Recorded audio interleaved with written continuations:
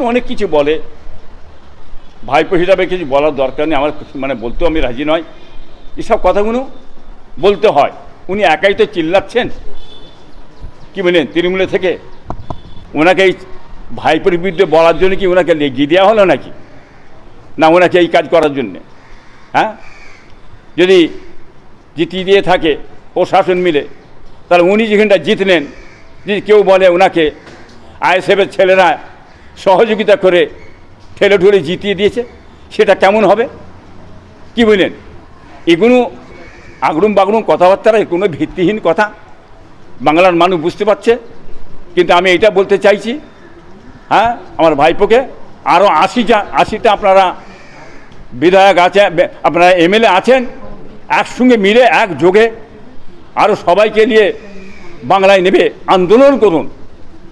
1টা থেকে 100 হতে পারে, 1টা থেকে আল্লাহ করে 100 হতে পারে, কিন্তু আন্দোলনটা আপনারা করুন, লড়াই করুন, এগিয়ে যান। বাংলার মানুষ যদি ভালো বোঝে আপনার পাশে দাঁড়াবে। আর আপনারা যেসব কীর্তিকলাপ করেছেন, বাংলার মানুষ কিন্তু আর মেনে দিচ্ছে না। হ্যাঁ, তৃণমূলটা মেনে দিচ্ছে না। 6 মাস 3 মাস বাদে তৃণমূলটা কোথা চলে যাবে আমি বলতে পারছি। যদি এই অবস্থায় থাকে আর খুঁজে পাওয়া যাবে না, ঝড়ের মধ্যে বেরিয়ে চলে যাচ্ছে। হ্যাঁ, সেটা বাংলার মানুষ বুঝতে পারছে।